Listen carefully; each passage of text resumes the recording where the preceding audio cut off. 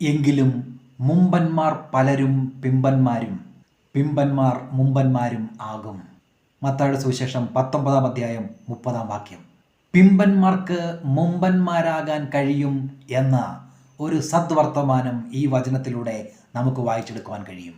പലപ്പോഴും നമ്മൾക്കുള്ള ഒരു മനോഭാവം, ഞാൻ താഴ്ന്ന കുടുംബത്തിൽ ജനിച്ചവനാണ്, ഞാൻ പൊക്കം കുറഞ്ഞവനാണ്, ഞാനൊരു കുഗ്രാമത്തിൽ നിന്നുമാണ്, ഞാൻ താഴ്ന്ന ജാതിക്കാർ എന്ന് പറയുന്ന വിഭാഗത്തിലുള്ളവരാണ്, എൻ്റെ വീട് ചെറുതാണ് എന്ന് തുടങ്ങി ഞാൻ കുറഞ്ഞവനായതുകൊണ്ട് എനിക്കിനി ഒരു മുന്നേറ്റം ഉണ്ടാകുകയില്ല എന്ന ഒരു ചിന്താഗതിയോടെ കൂടിയാണ് നാം പലപ്പോഴും നമ്മുടെ ദൈനംദിന പ്രവർത്തനങ്ങളിൽ ജീവിച്ചു പോകുന്നത്.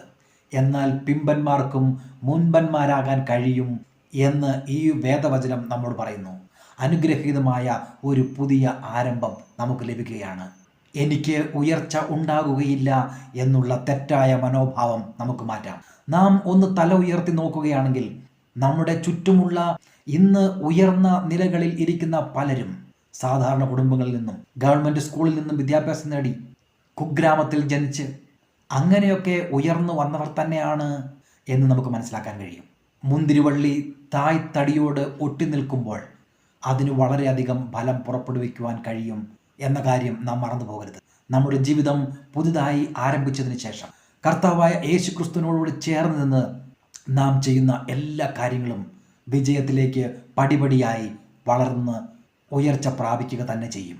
ഞാൻ പരാജയത്തിൻ്റെ നെല്ലിപ്പലക കണ്ടു കഴിഞ്ഞു എന്ന് പറയുന്നവരോട് എനിക്ക് പറയാനുള്ളത്, നിങ്ങൾ അത്തരമൊരു അവസ്ഥയിലാണെങ്കിൽ പോലും അതിൽ ഒരു നന്മയുണ്ട് എന്നുള്ളതാണ്. ഇനിയും താഴേക്ക് പോകുവാൻ നിങ്ങൾക്ക് കഴിയുകയില്ല. താങ്കൾ ദയവായി കർത്താവായ യേശു ക്രിസ്തുവിൽ ഒന്ന് ആശ്രയിച്ചാട്ടെ. ഒരു പുതിയ ജീവിതം അവനോടൊപ്പം ആരംഭിച്ചാട്ടെ. ഇനി താങ്കൾക്ക് താഴോട്ട് പോകുവാൻ ഒന്നുമില്ലല്ലോ. അതേ പ്രിയരെ, പിമ്പന്മാർ മുൻപന്മാർ ആകും എന്ന് ദൈവവചനം നമ്മോട് പറയുകയാണ്. കർത്താവായ യേശു ക്രിസ്തുവിൻ്റെ വിജയത്തിലേക്ക് വളരുന്നതിന് തടസ്സമായി നമ്മുടെ ഹൃദയങ്ങളിൽ ഉയരുന്ന സകല ചിന്തകളെയും ഇടിച്ചു കളഞ്ഞുകൊണ്ട് ദൈവം ആഗ്രഹിക്കുന്ന പൂർണ്ണതയുള്ള ഒരു ജീവിതത്തിലേക്ക് നമുക്ക് വളരുവാൻ കഴിയും.